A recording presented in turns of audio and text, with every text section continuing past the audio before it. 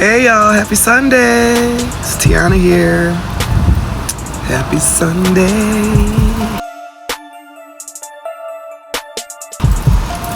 Happy sunny Sunday. All right, y'all. There was a lot to unpack this last board meeting, but I'm gonna do my best to capture as much as I can. The first wondering I have, is why do people act as if they don't understand why there's a current problem when they were a part of the problem all along? Support. The motion has been made by Vice President Bowens and supported by Trustee Rockett Martin. Any questions, comments, or concerns? Yes, I do. President Robinson, do we have security in closed session so we can make sure that there are no threats in here?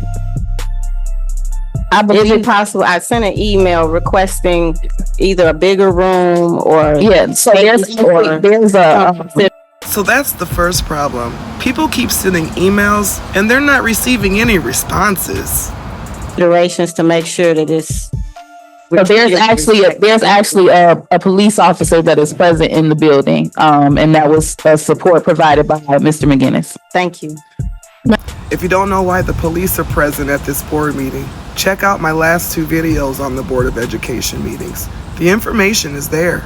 President, is the point of clarity, does that violate the closed session rules? He won't be in the closed session. He'll just be in the premises. So I'm going to ask that, just as a reminder, we can't take comments from the public. So if you guys could be in consideration of that, it would be greatly appreciated. So if there's no other questions, Secretary. I do have a question.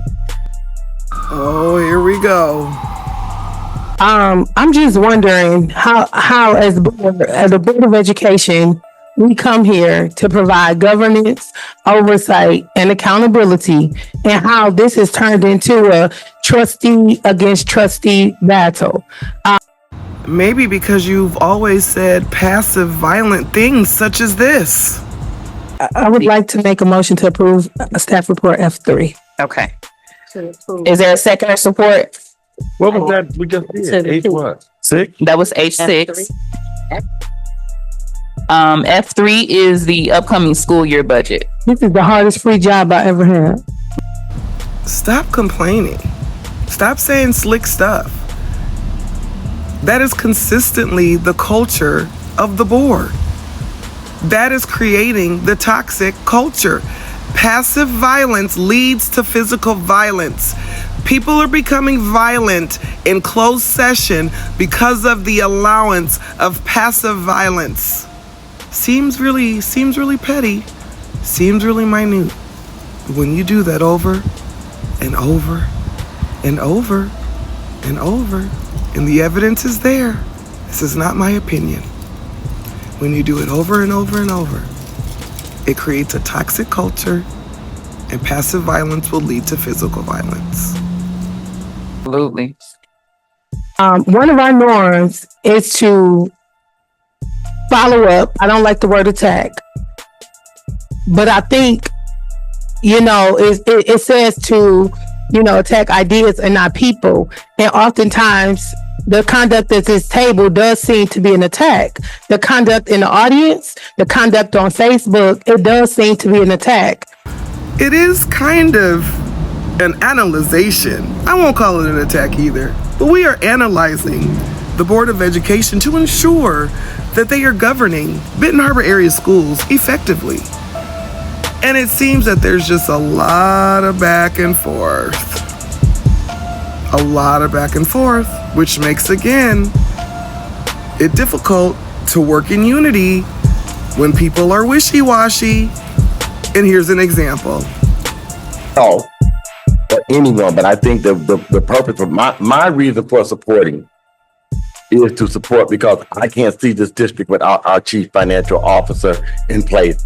And I regret that I even voted that the chief financial officer should even be a part of the cuts in the situation. You regret such a critical decision within 4 to 5 months? Was the research done to ensure that that was the best decision in the first place? Or was that a political move to get rid of someone else that people didn't like on that board? Were those people collateral to get rid of a key person that they didn't like, and now they regret getting rid of the chief financial officer, trying to slide it in there for an approval of a chief financial officer when the positions were eliminated? Seems like the board's governance isn't very effective. We're making critical decisions at the drop of a dime and then taking back our decisions so quickly. I just don't understand. Timeline. We were told that we needed to save money and we were too top heavy, and we made these positions, director positions, of which the chief financial officer accepted. We made the director positions. We reduced the salary. People's lives would change. And so now the vote was for us to hire the director of finance, which would keep us current, which would keep us in line financially with what we're supposed to be doing with the state. And now are we being asked to now change that position to give a raise that wasn't asked for, to spend more money and change what we did before while we cutting staff, removing people? That's the motion that's on the floor right now. Completely makes no sense. Absolutely no sense.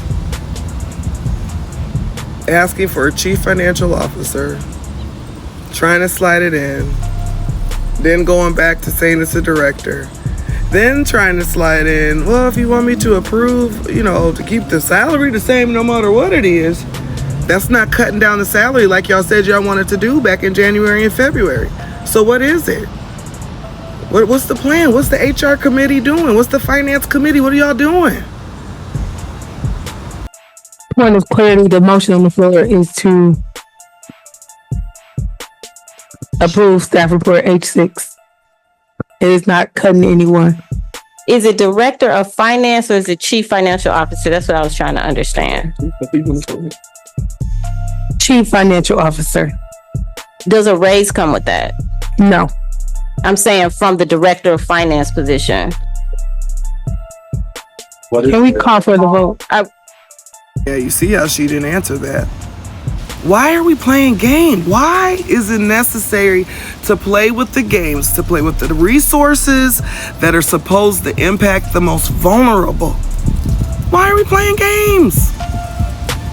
You guys can deny it and make your own motion. Yeah, they can deny and do their own motion, but that still doesn't take away the fact that you're trying to change the name back to CFO when it was supposed to be director of finance based on your recommendations back in January or February. So it still doesn't change that fact. It doesn't change the fact that you're trying to slide that title back in there. Regardless of what their power is as an individual, it doesn't take away the fact that it seems a tad bit unethical that a recommendation was made one way, one space over here, but then now it's being made differently and you're just trying to slide it in there. I don't understand what else I need to do. I don't know. I'm getting confused now. I don't understand what's the ask. Because initially I said pending contract negotiations. Therefore, whomever sets I can't find the policy. I asked the policy chair to help me find the policy. I asked the superintendent, entire board to help me find the policy and email on who sets the salaries. I don't know that that's something that we do in this seat. I know that we have approved contracts for positions at the same time, but I'm not sure if that's just a standard practice or something that was done for convenience or if that's actually the policy. So I know that we can eliminate or create positions. I know that we approve positions. I don't know about the compensation tied to those positions. And so that's why I put pending contract negotiations so that we could then move forward with the meeting and then make the determination later. But we can let the state, our community, and everyone else know that we're not only passing a budget, but we're also securing our chief financial officer who is responsible for doing that. We did last year and the year before operate without their office being filled. We spent hundreds of thousands of dollars to outsource that position. At this time, I would like to show that we have someone and secured, and the only thing we need to do is figure out who sets the salary, set the salary, and move forward. If I need to make the motion to amend it to say that the salary is the same, I'm okay with that. Whatever is needed, I need. How are you okay with the salary being the same when the whole reason why the cut happened was to decrease the salary to keep resources? To know who makes, I don't want to make a motion that's outside of policy. Okay, so one thing that I just processed here is we technically eliminated the chief financial officer position. So your report as it stands is to hire someone into a position that doesn't exist. And why wasn't that already known? How are people governing? And why is there so much control that the board has to do the day-to-day operations of placement of staff and changing of this and changing of that and wanting it to be this and wanting it to be that? And why wasn't it already known, since the jobs were eliminated by the board, that you cannot just put a person in a job that doesn't no longer exist as of June 30th? That makes no sense. Absolutely no sense. None. So we would be safer at this particular time in going with the director of finance title. And if we decide as a board that we need the CFO and want to redevelop that position, we could do that in our upcoming meeting. But that's about all I can unpack for now. There's always so much to pay attention to in the Board of Education of Benton Harbor Area Schools meetings.